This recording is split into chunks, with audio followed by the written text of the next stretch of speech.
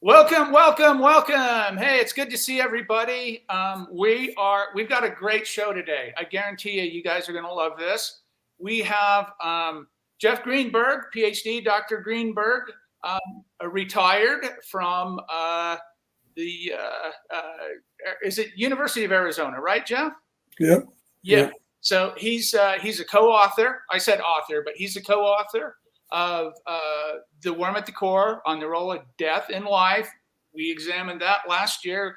I read your entire book on this YouTube channel.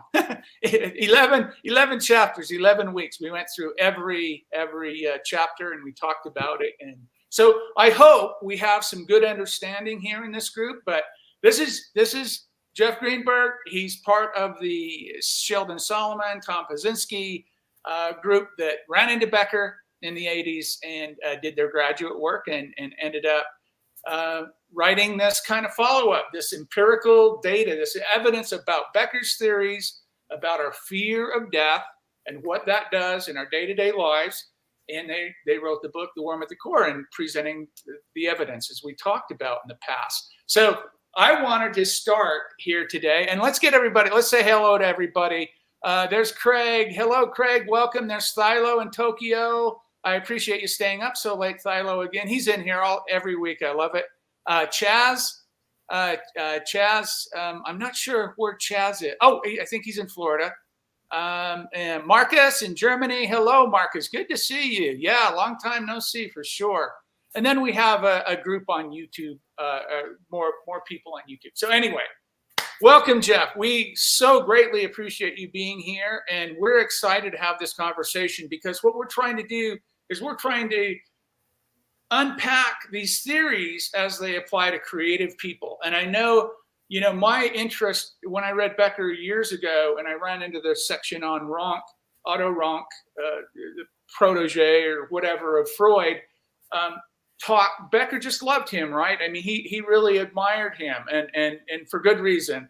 And Jeff mentioned earlier, Rank's a difficult read. I have Art and Artist back here, and I read a page, and then I'm not sure about that, So I really love that Becker took it and kind of synthesized a lot of this. But we're going to dig into that, and we're going to talk about what it means to be an artist and to deal with this unresolvable problem of death and what that does to our life and our creation. Sorry, Marcus, Austria. I said Germany. Austria, that's right, Marcus. So, Jeff, I would love to have you start by giving us a Reader's Digest version of Becker and his theories, and then your work and where we're all coming out, and then we can jump into this kind of artist, how it affects the artist conversation, if you wouldn't mind. Yeah, sure. And by the way, people have questions, whatever, however you want to do this. I'm not an artist. I'm a scientist. But there is a kind of creativity. I mean, I've created like research methods. It's not thrilling. Yeah, no doubt. But so yes, I certainly can relate, and I love art. So it's an honor to talk with you all. So we ran into Becker in the early 1980s. He already unfortunately had died from cancer in the 70s.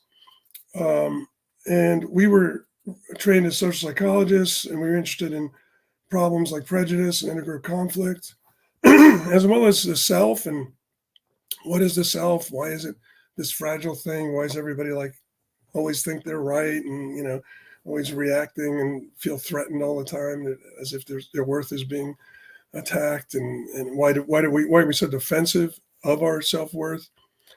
And we didn't see any answers happening in our field. And so Sheldon actually ran into Becker's book, The Denial of Death. And it really changed the way we viewed everything, including our own work. And Becker was building on other people. Becker was very scholarly. I probably wouldn't say anything he presented was his own idea, but he tried to synthesize the ideas coming out of a lot of different fields, everything from Karl Marx to Freud, Otto Rank, I can go on and on. But the core point that Becker got to eventually in his writing was that there's this basic fear of death that is just a natural part of being an animal. That as a creature, a living creature, we want to keep living. I mean, all of our systems, we have a reticular activating system that keeps us breathing. We have a fight or flight kinds of reactions that seem to emanate from the limbic system, from the amygdala. So we have all of these things that are trying to keep us alive, and we share that with other animals. So if you try to kill a rat, it's going to fight like the dickens, not to be killed. Even a worm. I was like shocked the first time I went fishing. Tried to put a worm on a hook. The worm doesn't want it. It wants no part of it. And so we have that. But Becker's very simple point is, we have that built-in desire to keep going. But unlike the other animals, as far as we can tell, we also have this capacity to be aware of ourselves as existing in the world, and this capacity to anticipate and think about the future. And that leads to a lot of great things. I mean, that's what, that ability to think about the future, think about yourself, think about the future, plan, all of that stuff is all great, and has allowed our species to kind of, take over the earth in a sense. But at the same time, it also allows us to realize that we're just these ephemeral creatures and the only thing definite about our future is that it will end. And so Becker argued that this is an extremely difficult position that we are in, that other animals are for the most part, spared. And so Becker argued that we have to do something with that. We can't fully accept that here we are trying to keep going, try to eat, build shelter, all this stuff, do whatever we do, to survive, and the work we do and all of that is ultimately for naught. And we just kind of, are obliterated, and that's it. So he argued that we had to do something about that. And what we did is we created these cultural worldviews that give us a sense that we're not just these ephemeral creatures, that we're somehow special. And I think that the idea of a soul is maybe the fundamental, and Ronk made this point, is maybe the fundamental thing we came up with, the idea that we have a soul, and that soul is more than just a material thing, and that with the soul, we will continue in some form. And so virtually all cultural worldviews involve some concept of existing beyond our physical death up until the last few hundred years, really. But at the same time, cultures also provide a basis of feeling transcendent of death in a symbolic way. And Robert J. Lifton has written a lot about this, that we have a sense of continuance by, first of all, being part of that ongoing culture, so we can feel like we're part of something that continues beyond our own existence, what Ronk would call collective immortality. But we also can have a sense that we're making some kind of unique contribution to the world. And of course, we can do that as artists, we can do that as scientists, we can do that as parents, we can do that as engineers, etc. And so in a sense, we can feel that, so the creature that I am will die, but I can feel like Jeff Greenberg will go on in some way. Could be my soul, could be my books, my writings, my children, the impact I've had on students and other people in my life. It will keep going beyond my life, etc. So, and there's nothing wrong with any of that in a sense, right? And so it speaks to the idea that we have to feel like we're going to leave some legacy, that we're going to have some kind of significance, even beyond our own death. The problem arises because in order to do that, we have to buy into some meaning system, some worldview that imbues reality with meaning, order, and stability. And then we have to kind of live up to the values of that worldview in order to feel that we are making some kind of lasting contribution. And the problem is that people from other cultures have different versions of that. And so that's inherently threatening, because anybody who has a different version of that is threatening to undermine our faith in the one that keeps us going, that gives us a sense that we're going to have transcendence. So if I go and visit, the outback in Australia, and, I get my value from being a social psychologist and my vita and my publications. And they're like, yeah, but can you get up on a freaking horse? I mean, they don't care about that. Well, that's very undermining of my sense of value. So I have to do something with that. And what historically what humans tend to do with that is say, no, they're ignorant, they're stupid, that's idiotic. Mine is the right way.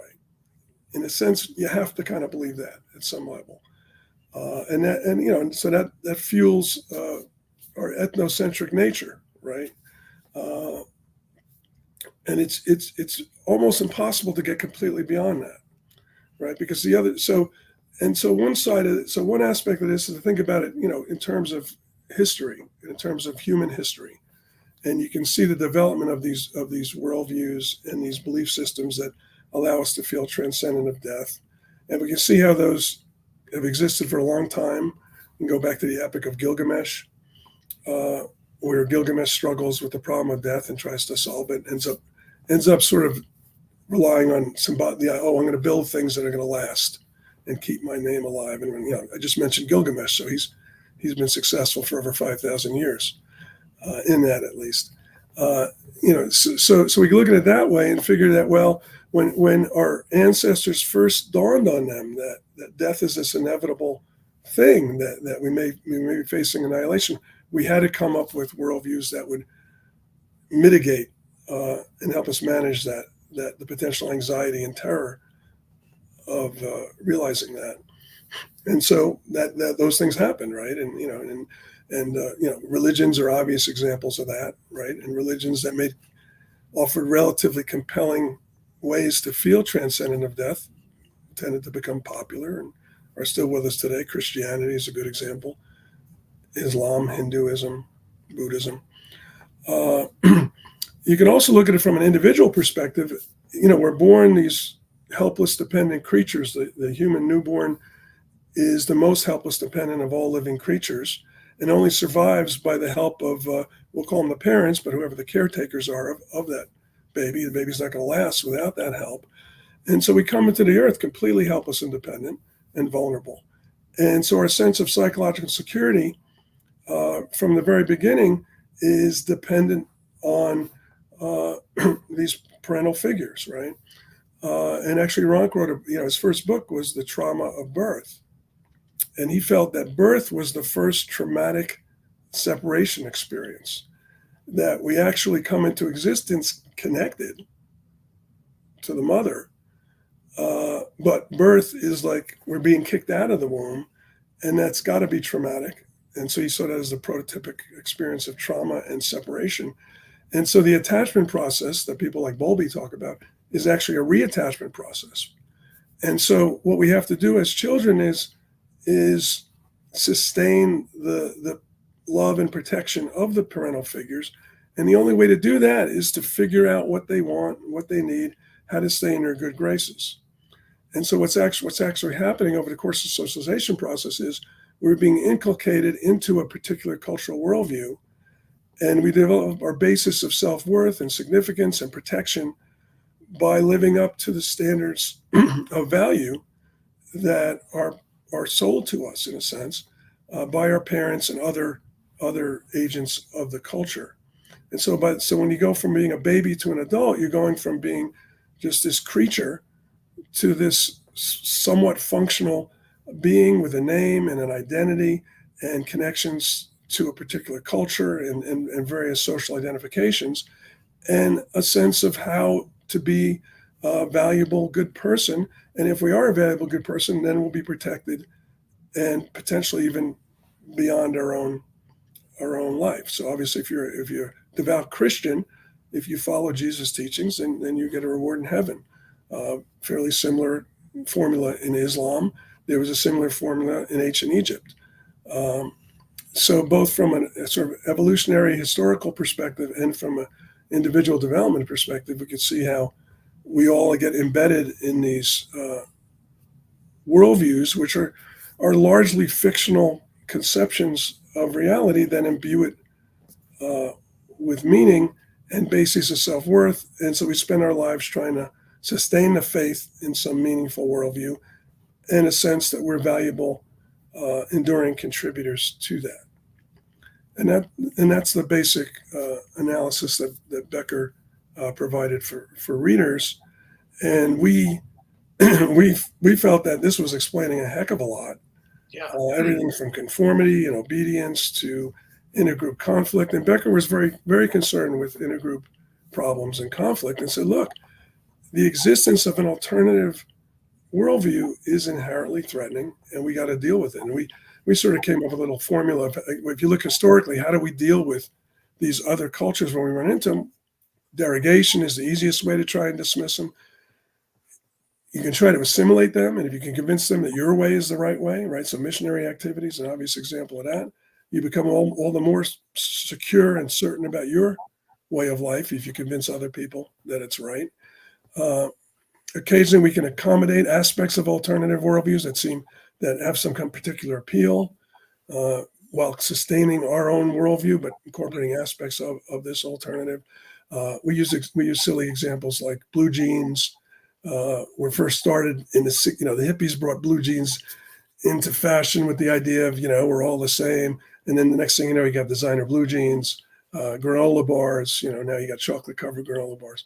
Those are examples of accommodation where you take aspects of that appeal from what was initially an alternative worldview and incorporate it into your own, and thereby diffuse the threat. And then, of course, annihilation is the very unfortunate, sort of final step that has happened, all too often over the course of history. Can I ask you, Jeff? Have you? And I'm sure you have. It's probably rhetorical questions, but have you've read The Last Messiah by Vessel Zaffa? No, I actually have not. Oh, wow! I'll send that to you. Sounds like I need to. Okay. Yeah, 1933, pessimistic philosopher, Norwegian. He has 4 areas of he addresses. He's an early Becker. I've always often wondered if Becker had read him, because he talks about sublimation as his 4th. There's denial and all these other steps that you go through. The 4th one is sublimation, and that's what we're really talking. When we get into this idea of art, I was just curious. These philosophers, and have you read Denial by Varkey, the Brower and Varkey, Denial? No, I'm sorry, I haven't. My scholarship was very narrow, and that's sort of the training I got. Okay, in grad school was sort of very narrow. Becker has helped and has sent me back to people like Rank and a little bit Kierkegaard and Heidegger and some of those folks, but. No, I'm definitely deficient in a lot of examples. But let me just mention that sublimation is a Freudian concept, and so Freud really introduced that. Okay, Zaffa really gets into that. It's just a short. The Last Messiah. It's profound. I'll send it to you. Because I was wondering, I asked you if you'd read Denial, and Varkey and Brower talk about this theory of mind. They talk about how we came about this, like where did this come from? When did we realize that we were going to die, right? When did human beings cross that threshold? Very fascinating. Their theories, their hypotheses, whatever you want to call them, their ideas in that book. And it's true. They talk about human beings are wonderful at denying and lying. And that's why we are here. And they echo Becker. They echo your work, TMT. They echo all of that. So I've always been fascinated, like, when did this happen, right? And they put a idea out there that this theory of mind, this ability to understand. I know how Jeff feels in that situation. I understand that. I can get that, right? They feel like that, and that's not a very good explanation of theory of mind, but it's basically compassion, empathy, walking in the other person's shoes, quote unquote, right? They posit that this is when this transition happened, and it failed many, many times. And then they talk about dolphins and elephants and these other animals that have probably come close to this kind of thing, right? Very fascinating stuff. But it's just interesting, this unique human awareness of our mortality. When did we get it? And why don't other creatures have it? Mhm. Yeah, absolutely. You know, I bring up a couple of people about that. One would be Suzanne Langer, evolutionary philosopher, and she made a really interesting point about that, and that is that uh, you know, presumably our ancestors, this dawning awareness may have occurred even before Homo sapiens, Mm. right? So it could have been early hominids, Hmm. but she makes the point that you could see a friend gets eaten by a lion or something like that, and that's obviously that's horrific. And if you have that capacity for some kind of identification, and I am also subject to that possible ending or problem. But she makes the point that what really put the nail in our coffin, in a sense, was the awareness that even if you avoid the lions and the boulders and the hurricanes, all of that stuff, uh, and you get to be really old, you're still going to die. Yeah, And so, exactly. so she argued that that's the ultimate point at which it becomes an existential problem uh, that you have to somehow cope with through illusion and delusion. Exactly. Yeah. Yeah, Ronk makes an interesting point too, and that is that there had to be a point at which our ancient ancestors figured out how babies are made, and so, and the term, it's a translation, but the term spiritual fructification. Uh, Ronk argued that very early civilizations had many good reasons to believe in spirits and gods and things of that nature. But one of them is all of a sudden a woman starts to grow something inside her, and then there's new life, right? Well, where does that come from? So the earliest ideas were probably that a spirit came into the woman's body, and that became a child. The Virgin Mary is a relatively recent example of that. And so Ronk argued that another point of terror, in a sense, was the realization that it actually does come from a physical process of actually sex, right? And because you have sex, and it's months later before you have another living creature, it probably took a while for that connection to be made clear. And not only does that suggest a physical explanation for new life, it also connects us more to other animals, right? Because we can also see that in other animal species. So that's very undermining of that can be potentially undermining of our sense of soul belief, our sense that we're special, and a sense of the necessity of supernatural things and spirit. I'm fascinated how both your work, Sheldon and Tom, and your work, terror management theory, and Becker's, of course. I was for some reason I'm a bit obsessed about this, about our determination to not consider ourselves animals, and then everything that goes on around us, from using plates and forks to sex itself to tattoos,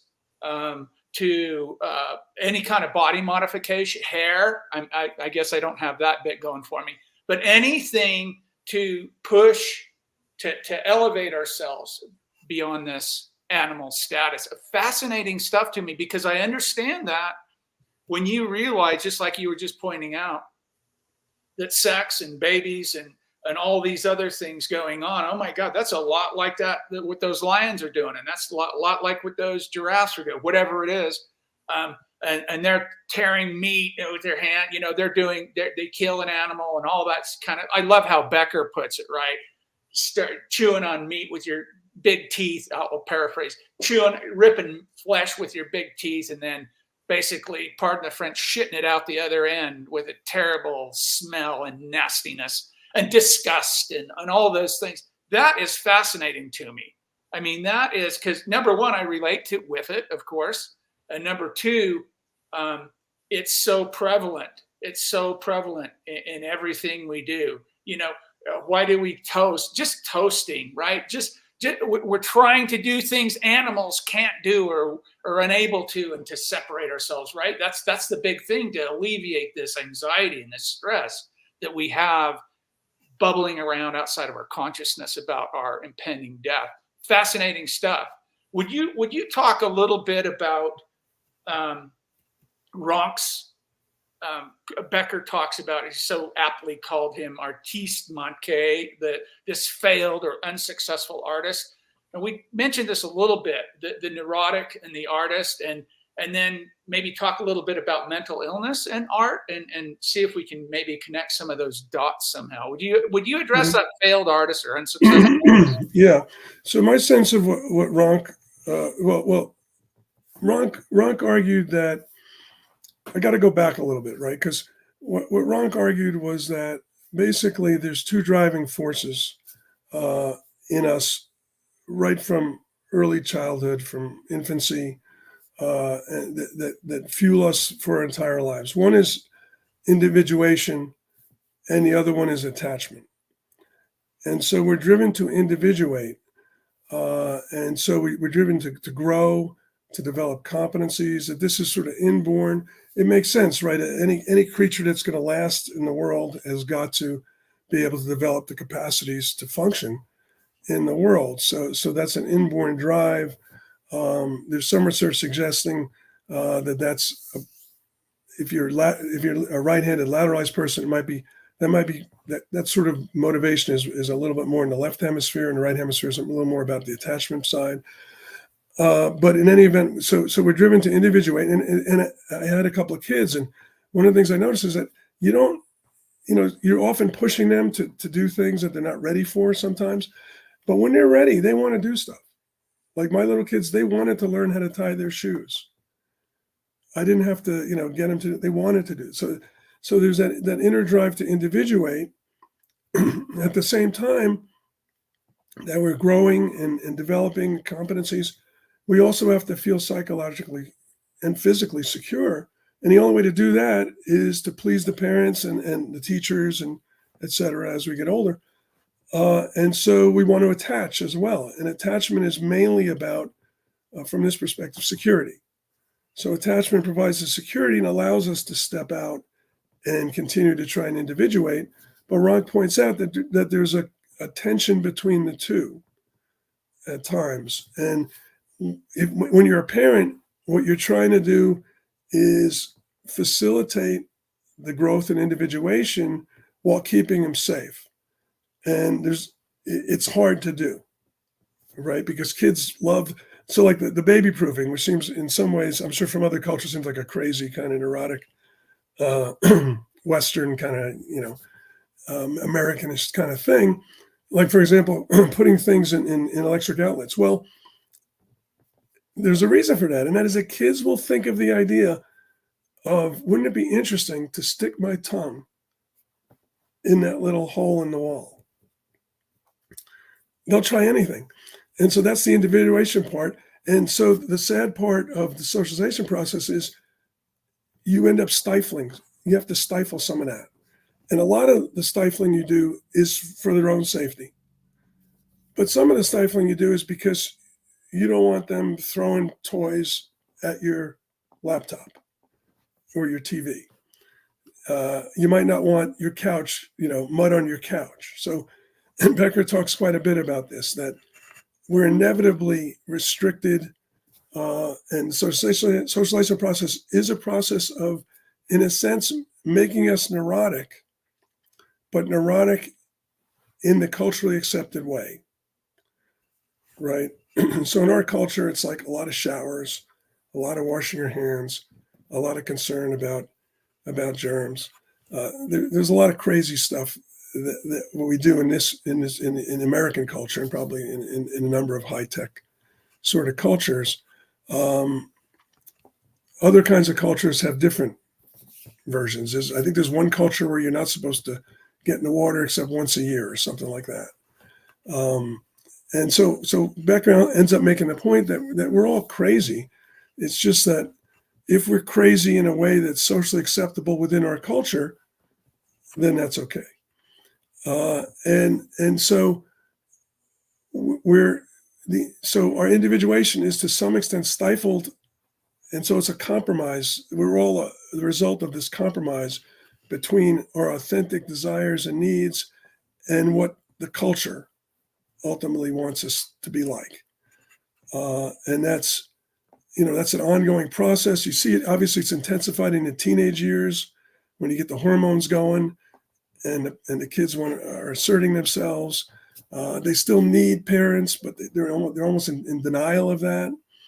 And so they do stupid things like, text while they're driving and, all of the stuff we all know. And so over the course of our lives, there's always that mixture. When you're looking for a relationship partner, you want somebody who's fun and exciting, but also somebody who will be there for you and have your back and that you can trust. That's difficult, right? A lot of times the fun, exciting people are not the ones that can give you security. And a lot of times the ones who give you a lot of security don't give you a lot of stimulation and excitement. And so there's always this sort of dialectic between the growth, stimulation side of life and the security side. And so the person and I think most people, try to find, they try to be a little, have some self-expression, sustain some kind of individuation and self-expression, but within the context of the larger culture. Don't ruffle feathers too much, fit in. I don't know how many faculty meetings when I've held my tongue and just said, fuck it, it's not worth it, right? So, to get along, to get paid, to get social approval, we all restrict ourselves, to a large extent. Yeah, sure. Can I ask a question? Sure, Bernadette. When you talk about culture, what do you think rules culture the most? Is it government? Is it religion? I mean, culture is hard for me to understand. Is it where you grow up, whether you're a farmer, or when you talk about, what do you think is through our evolution, what is the thing that makes culture? I'm not being very clear, am I? Well, no, you're bringing up, important point. Of course, when we talk about culture as if it's a monolithic thing, of course it's not, right? And there's obviously subcultures within what we would consider particular. So obviously the United States of America is a culture. There's obviously a variety of different subcultures within it. I think that thousands of years ago, maybe in some places, hundreds of years ago, maybe even less, you can look at a culture, it might be 300 people, right? And so the culture is the sustained set of beliefs and customs and rituals of that group. When you're talking about, 300 million people, right? There's obviously a lot more complexity and heterogeneity and et cetera. Ultimately, one of the things we argue is that everybody's cultural worldview is actually different, every single person. Mm-hmm. Because when you're a kid, you're trying to figure this stuff out. You're trying to even the words we learn are teaching us the culture, right? Even the language that we're learning is guiding us to view reality in a certain way. So everybody's internalized cultural worldview is a little bit different, but has obviously some shared things if you were raised within a particular group. And obviously there are cultures like Iran where religion is a central determinant of the cultural beliefs and rituals. And then in the U.S., it's obviously not as central, of course, depending, right? I mean, there are people who are still devoutly religious within the U.S. So you're right to point out that it's very loose to speak about culture as if it's just one thing, but it is a set of beliefs, rituals, values, norms that are taught to us as children, and then you can't sort of get away. You can't get out of it in a sense. So in other words, I can say, hey, let's meet again next Saturday at 9 a.m. Those are cultural constructs, right? There is no next Saturday. It's bullshit. Right. But we're so embedded in it. It's so part of our consciousness that we can only momentarily get out of it, right? And hallucinogens can help you get out of it temporarily. Yeah, It's isn't it? very, so Jeff, even tell though me. it's a bit ephemeral, and it's not just one thing, it's also very real Yeah. in how deeply embedded we become in it because we grow up into it, and it's such a central part of the socialization process that we're all product.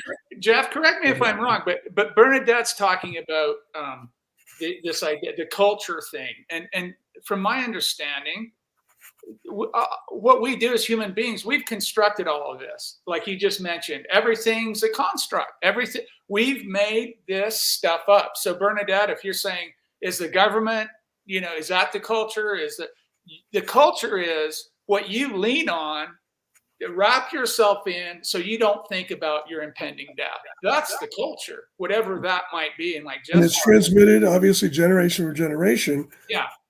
And largely through this socialization process. Yes. And that's why what we watched Conversations with Solomon, we watched Bigotry, right? And I think it's Maury in there that she says this socialization, if you're raised in a certain environment, you're going to be socialized. Speaking of bigotry or white supremacy or white supremacy, you're going to be raised as a racist, and you're going to internalize that, and then you're going to come out and you're going to try to push against this and say, I'm colorblind, I don't see, I have black friends or I have brown friends or whatever it is. But you've internalized and you've been raised, socialized in that culture. So that is what you hold some of those. And that's what she was talking about so strongly, about coming to terms with, let's just admit where we're at. And I see there's great power in that, right? I mean, there's some profound, coming to terms with saying, wow, yeah, I was raised in this environment. Bernadette shared something last week here on this show about how she was raised in Southern Maryland, kind of a, Southern below the Mason-Dixon line, and the racism and the things she saw growing up in light of this video. But I just thought it was profound when I came to the realization that culture is whatever we're leaning on, whatever it provides, or not, right? If we don't have something in our culture, what happens then, right? What happens when our culture doesn't provide us something to quell our existential dread, right? What happens when it's gone? And this is what I find a lot of artists struggle with is like you're talking about living in the foot in each world. Like, I want to get along. I'll keep my mouth shut. I don't want to cause problems, but man, I really want to express this terrible or interesting or lovable or whatever thing in my life. And so artists find themselves walking this path of acting like they're leaning on something in their culture, but really coming out against it, creating work that's raising these issues, the problems in our culture, if that's good. Right. So what Ronk and Becker were talking about was that the truly creative person sees outside of that cultural worldview, of the prevailing cultural worldview. And when you step outside of it, it opens you up to other possibilities, but it also opens you up to anxiety and guilt because you're doing something different and you're stepping away from that protection of the prevailing worldview and the social validation that's provided by that. And so the difference between the artist and the struggling neurotic person who doesn't create much is the artist finds some alternative and figures out, in a sense, a more individualized worldview, and then proceeds from there. And if when they step out, what they're doing is validated, then they get that security back. They get social validation. So before we came on, I was talking to Quinn about if you compare, obvious examples, famous examples, Van Gogh to Picasso. Van Gogh was deeply concerned with a lot of social issues and saw through the prevailing worldview and tried to express that in art, that he also developed in his own way, and had some kind of sustenance that allowed him to produce what is now considered incredibly great art, and got very limited social validation in his lifetime. And he struggled with that, and he was tortured by that. And so mental illness is, of course, interesting here because, and obviously people, are constantly speculating about the nature of his mental illnesses. You can look at it two ways, and there's probably a bit of both in the case of Van Gogh. One way is if you think about things differently, and something that we might call mental illness, it may help you kind of step outside the worldview. It may help you, in a sense, be creative by individuating in a way that's separate from the norms of the time and place. But also, if you do step out, you've got the anxiety and the guilt that you're doing something different that other people are not immediately accepting of. And that's sort of scary, right? And so Van Gogh did that, right? And using the brushstrokes as part of what he's doing. And I love the paintings where he has like 5 different kinds of brushstrokes in the same painting to create certain effects. It's amazing stuff. And the only validation he got was from his brother and a couple of fellow artists, like Gauguin and a few other folks. Whereas Picasso, right, does the Cubist exhibit, and it creates an uproar, and it was a super risky thing to do, but he got validated from it, validation from it very quickly. And so he got the security back after stepping out because it was validated. And so Ronk in his book Art and Artist talks a lot about this issue of to be creative and in a very tiny way. Tom Sheldon and I, when we brought Becker into social psychology, I mean, we were ostracized. People were like, what the fuck are you guys talking about? I had like elder statesmen in the field coming up to me and just like lecturing me. You can't say that. You can't do that. I learned so much from that when I was training grad students. I would tell them, if you come up with something, and everybody's saying no, no, no, no, no, you might actually be onto something interesting. Yeah. And if you say something, everybody's like, yeah, sure. No, it's not good enough.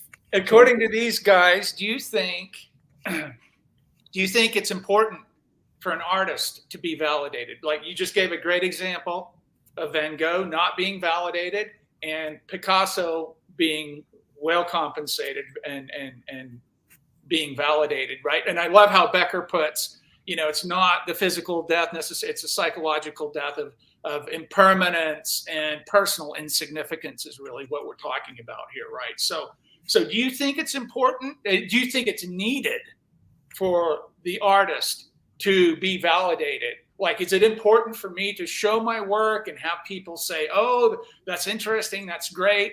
Or is it more made, could I spin it and say, look, I made that to quell my own existential dread, and I'm using transference on that, and I'm putting, just like Becker says, right? That's like the ultimate thing, and I found myself in that. That's why I related so much to that. But do you think it's important or needed for the artist to be validated like that? I think there's 2 ways to look at that. One is that as long as you feel like you're expressing yourself and you're getting out there and you're doing what you think is worthy, that can give some psychological security, because you can feel that you've done what you've done something of worth, you've done your best, and you can get some psychological security from that. But I think you get a hell of a lot more if people come to validate what you're doing. I joke with my buddies that terror management theory is still controversial in my field. I don't know what the fuck is going on there, but anyway, I take comfort in Van Gogh and people like Franz Schubert, who like his best work was discovered in a drawer like 30 years after he was dead. In that way, after we're dead, then people will get it. So you can take something from that, but obviously it feels better to get some, at least some validation, and Becker argued that, look, you got to get some. Yeah, that, yeah. I exactly. I agree. I see artists struggling.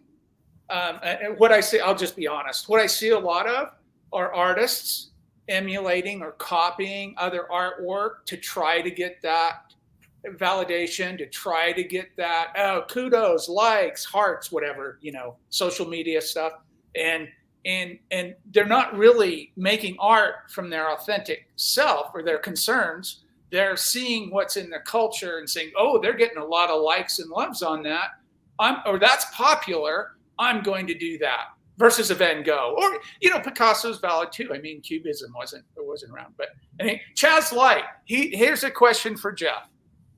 Is all our anxiety come from death or the complex? I get this a lot. I'm not like you, but I get this a lot. When I try to explain these theories to people, very few actually understand them, I think, really deeply understand them, for one thing, and I'll address that in a minute.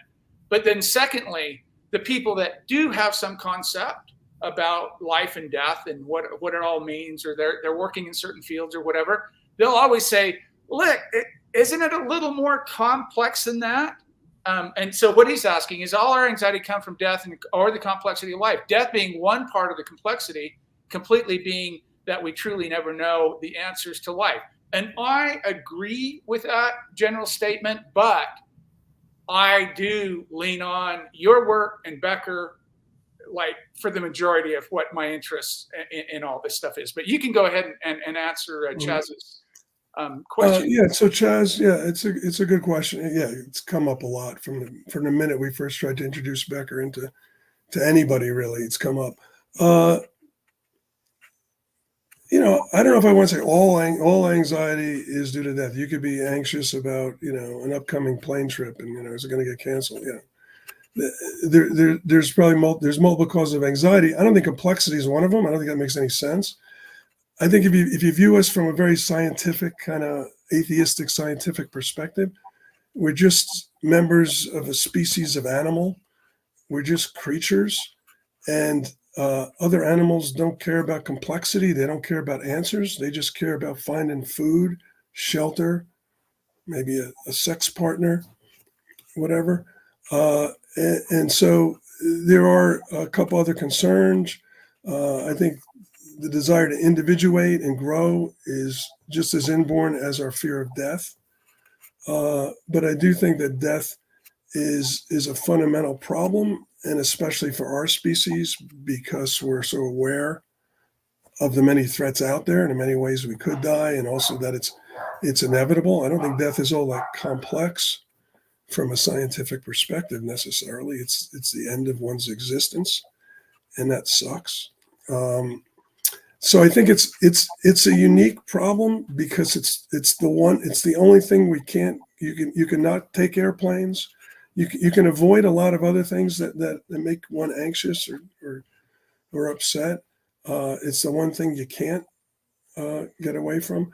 And also when you think about other things that cause anxiety, a lot of them come back to things that protect us from our fear of death. So if you're worried about rejection, well, rejection is telling you you're not of worth.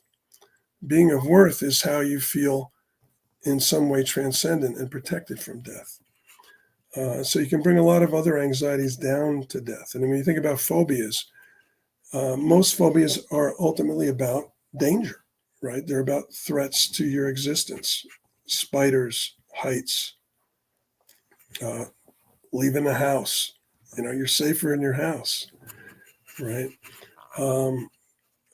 So I don't want to be super imperialistic, but I would be somewhat, just in the sense that it just makes sense that an animal would be fundamentally concerned with its continued existence. That if a creature didn't have inborn biological predispositions to try and keep going, that species wouldn't last very long. Yeah.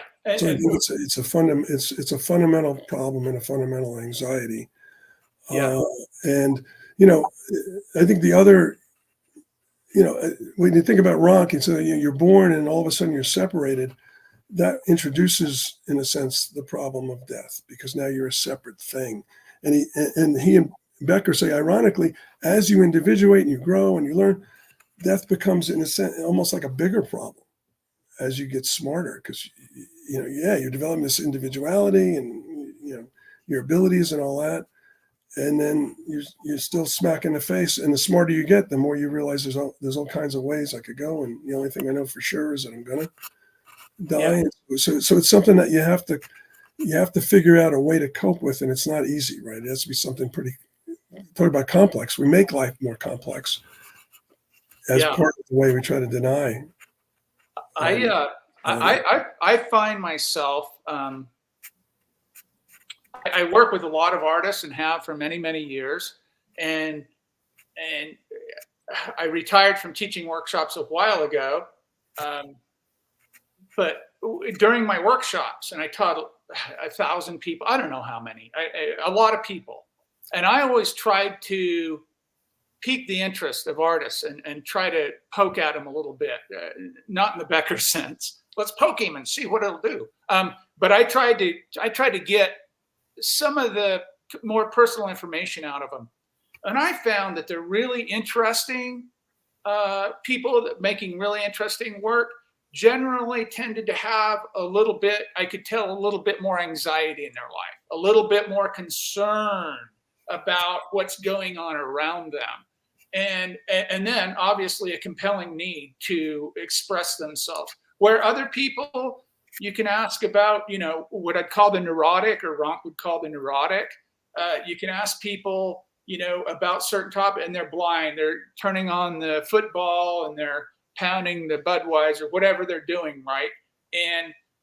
And I just found, generally speaking, not empirically or anything, just anecdotally, that artists tended, in my opinion, to have a little more anxiety.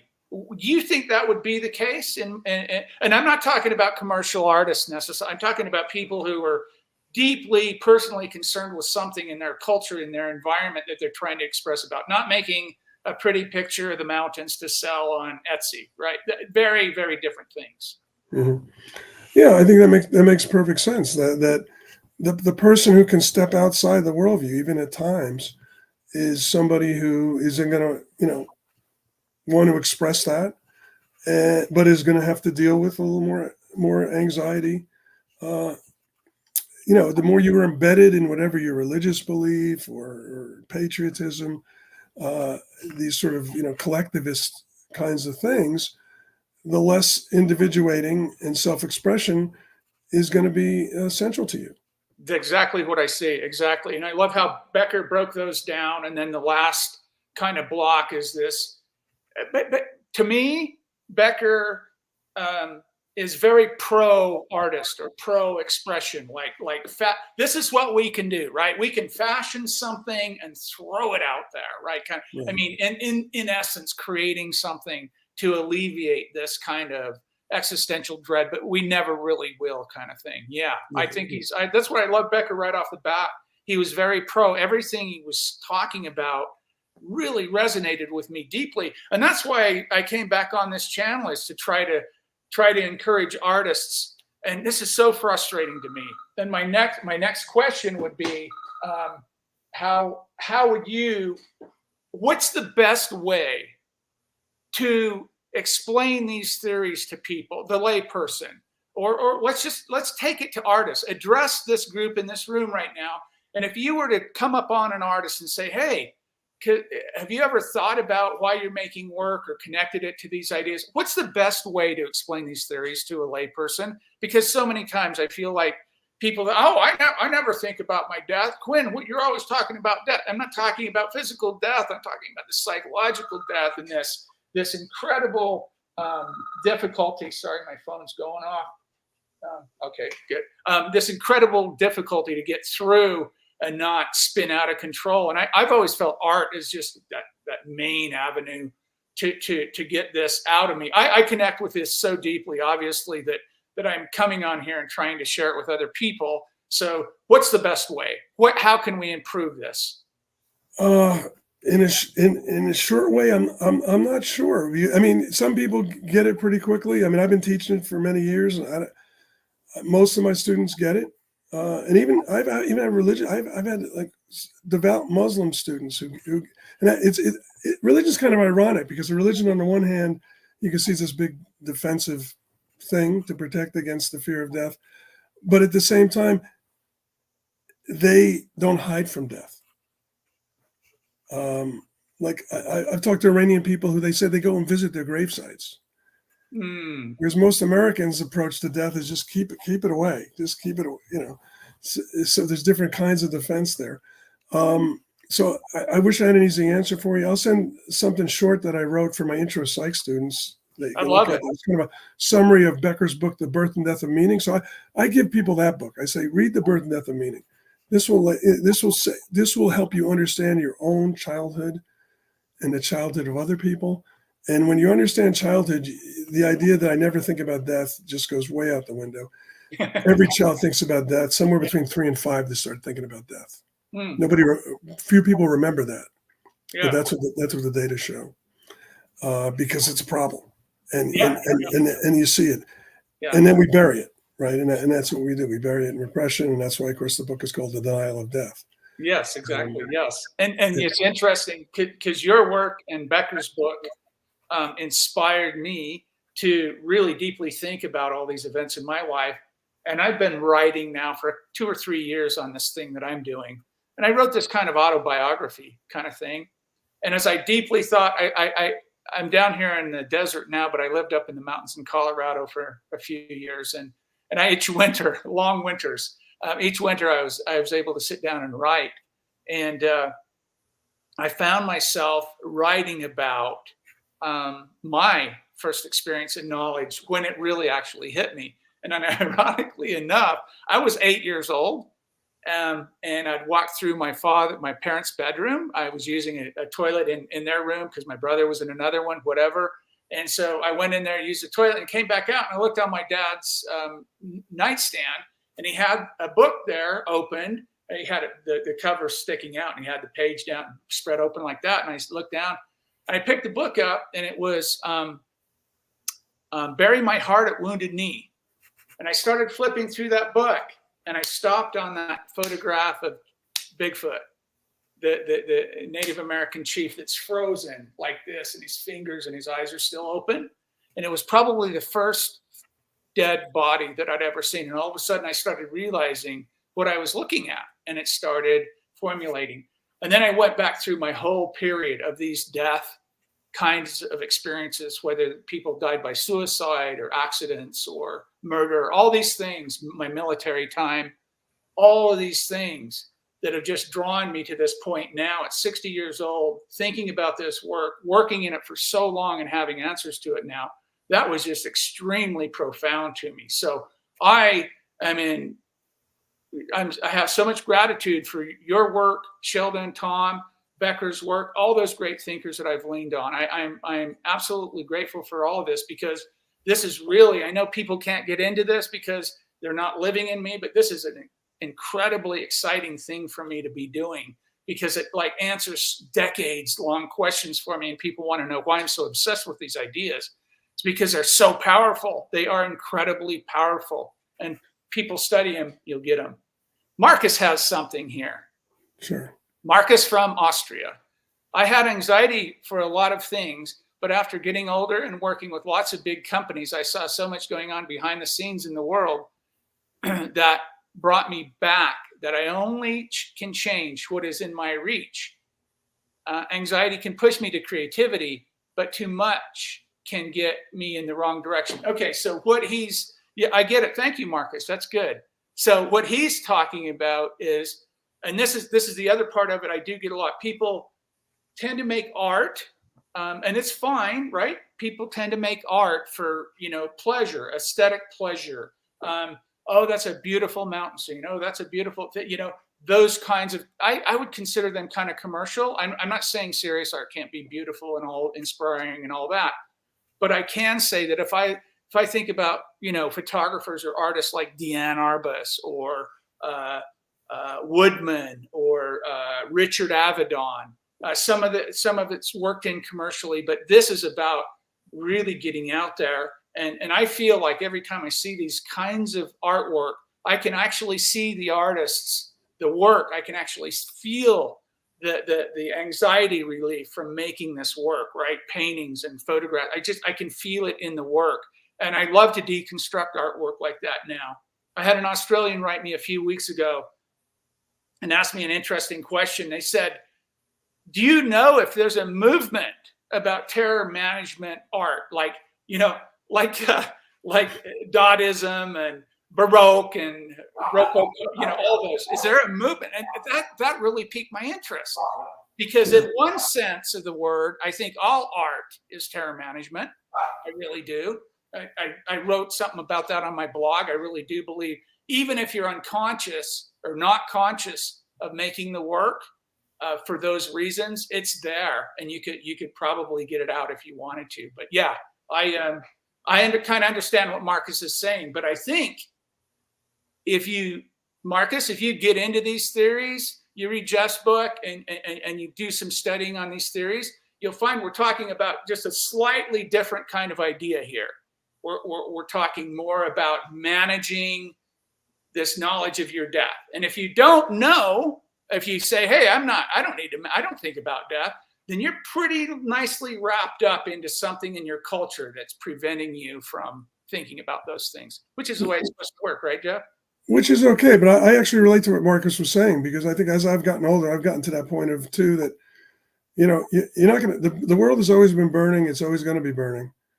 And so your impact on who you can reach is all you can do. That's what you can do. And ideally, you'd like to be okay with that, whatever that is, whether that's scientific stuff, artistic stuff, whether it's charities, whatever it is, you're not going to fix everything. Our knowledge now is absurd, right? I mean, hundreds of years ago, you knew what was happening in your own little group, your own little village. Now you know of every horrible thing happening everywhere. And it's hard to think that anything you're going to do is going to fix everything. It's just not, right? Yeah. So and then we have that additional mortality salience, right? Open up your browser first thing in the morning, and there's fires and wars and death and boom. Right. Climate change, and the end of the species. Right. Yeah. And so having whatever small impact you can is probably best you can do. Let me say one thing about artists. I mean, artists can express, they can validate a worldview, they can challenge a worldview through their art. They obviously can express existential concerns, whether it's with death or isolation or meaninglessness. Mm-hmm. And they have, and I mean, and that's I think that's a big valuable function of art is to lay bare a lot of our psychological concerns. Yes. And social problems. I was up at University of Colorado Boulder they invited me up there for a week-long artist in residence. I was working with some of the graduate students. And I told their graduate students, I said, I've got 4 legs like table legs that hold my work up. And over the years, this is pre-Becker, pre-The Worm. Before that, I had these words, and they're identity, difference, memory, and justice. And that last one's really tough for me. But those 4 table legs that hold my work up, I work from that basis, because that's what's in me. That's what I'm concerned with. And primarily what I'm concerned with, I'm going to use this terror management, the terror management theory, in telling the story of the Tabawatch Ute I lived on their land in the mountains of Colorado. I photographed all their medicinal and spiritual plants and their landscapes and all kinds of stuff in the same old process that was used when they were there. And then I talk about the colonizers, the white supremacists coming through, the manifest destiny, the obliteration, and the get out of here, that kind of we're right, you're wrong, that whole terror management thing, to talk about these theories and how I'm using them in my work. And that justice portion, that last word, is what I'm mostly concerned with. I have a big bent, a big something in me, and I don't know what it is, that when I see injustice, I want to express myself about my feelings about that and try to convince people that it's wrong, that things that are going on are wrong. And I know, intellectually, I'm doing that to quell my existential dread. I know I'm doing that, right? I'm trying to find meaning and purpose and be significant. I have a strong urge to do that. And so when I talk about people not being creative, it's people not that can't paint. They might be able to paint and do a Bob Ross thing and do beautiful, pretty landscapes. I'm talking about artists that have these huge existential concerns and the injustice and the things that are going on in the world. And like you said, we'll never fix them, but just striving toward, the starfish, one starfish kind of thing. And that's where I find myself with these theories and making art. And I know, even though I come on here once a week or had been, and I publish crap all the time, people don't understand that. And that's my concern, is how do I convey these ideas? I have really great friends and dedicated people in this group, in this room. And I think there's probably still quite a few of them that don't quite get it, right? That don't quite, but I want to help change that, Jeff. That's why I'm doing this. And through your work and Becker and Zapfa and all kinds of people that I've read and I've studied and I've tried to understand, that's my goal. That's why I'm doing this. And I'm going to continue to do this work. I'm going to continue. I'm not a psychologist. I'm not an academic. I don't want to do any of that. I just want to do my thing and understand these well enough to communicate them to other artists and hopefully engage other artists in making this type of work and expressing these things this way. That would be my goal, because I don't see anything out there right now like that. Yeah. Well, that's great. Obviously I really appreciate that. And, as a scientist, I've long had this view that your work isn't going to matter unless it affects things outside of your field. Yeah. Otherwise, it's like a form of masturbation, basically. You're not connecting with anything that matters unless it gets out there. So I appreciate what you're doing. There's some music. There's an album called Terra Magica. That means a lot to me. That any kind of impact, and your thing about that, that tribal community. One of the great things about Becker and about thinking about things this way is it stops you from being so judgmental of other worldviews, whatever they are. There right? you go. Because it's like they're all bullshit. And so, whatever gets somebody through the day, whatever gets a group to function effectively, short of being a Nazi or white supremacist group, is okay. Jeff, I always say this. If it's not hurting yourself or other people, go for it. That's my motto. These theories have changed my life. Quick story. I was in the post office back in COVID. Well, we still have COVID, but back in the COVID days, you wear the mask, you go in the post office.